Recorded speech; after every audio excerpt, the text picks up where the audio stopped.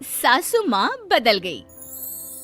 कहानी उस घर की है जहाँ बहू और बेटी को एक माना जाता था, लेकिन फिर अरे शिखा बेटा, तू रसोई में क्यों घुसी रहती है?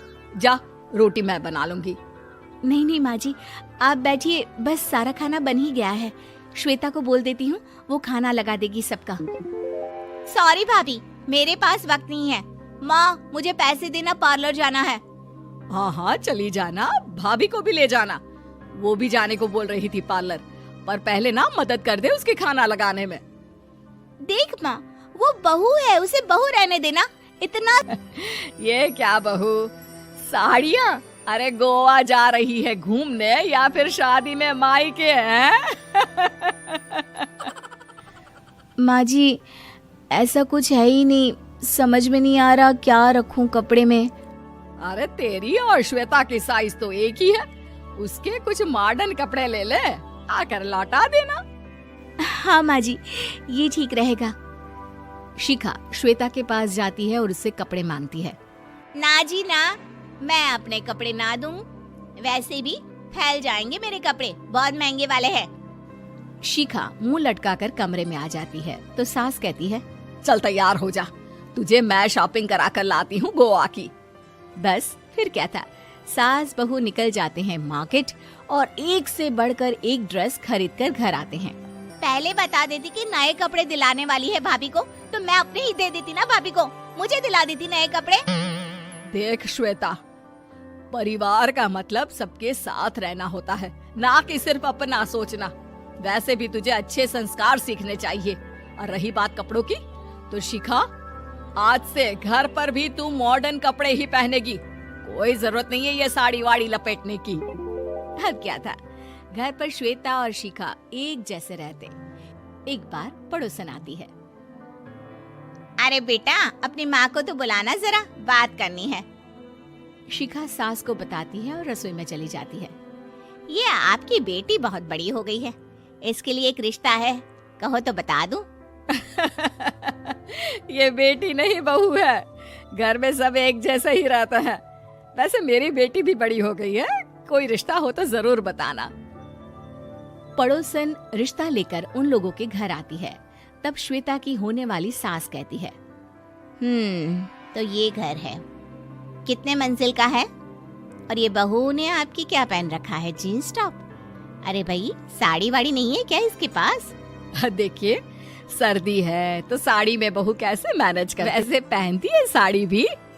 देखिए, हम लोग ठहरे पैसे वाले लोग, कोई कमी नहीं है हम लोगों के पास पैसों की, बहुत पैसे हैं, जमीन, नौकर चाकर, कार, सब कुछ है, लेकिन घर में संस्कारी बहू चाहिए। समझ रही हैं ना आप? सास कुछ कहती कि श्वेता बोल पड़ती है, हाय रे, नौकर चाकर से लेकर जमीन, कार, पैसा, हाँ हाँ, मुझे रिश्ता मंजूर है मुझे। अरे रुक जा श्वेता, मैं बात कर रही हूँ ना। देखिए, हम लोगों के घर इतनी आजादी नहीं मिलेगी। अरे हाँ कर देना माँ, हाँ कर दे जल्दी से।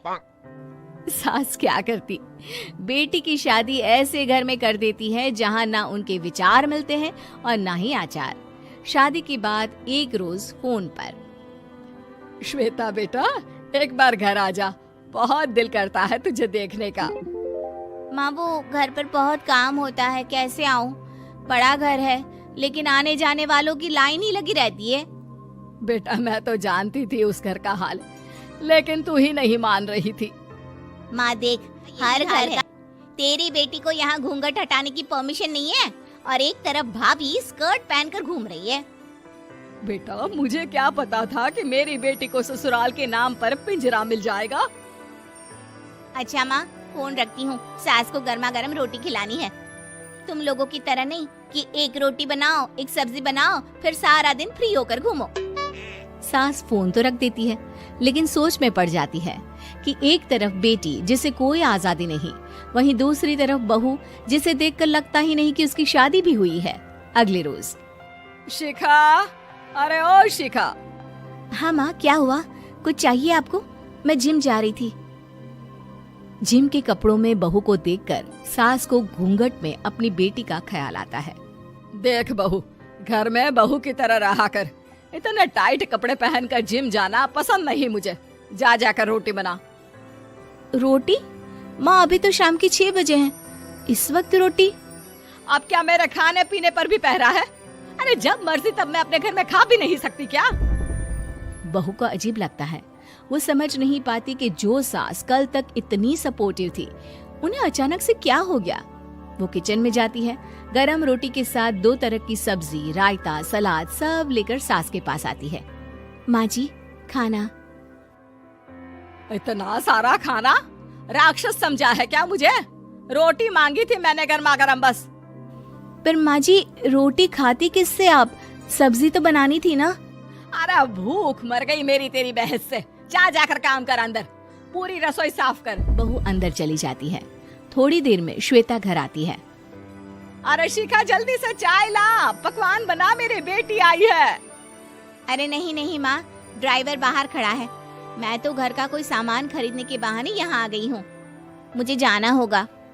अरे बेटा, पर कितने दिनों बाद देख रही हूँ तुझे, रहने आ जाना 2-4 दिन के लिए। आ जाऊंगी माँ, जब मेरी सास मरेगी तब। मैं तो रोज मन्नत मानती हूँ कि मेरी सास मर जाए तो अच्छा है।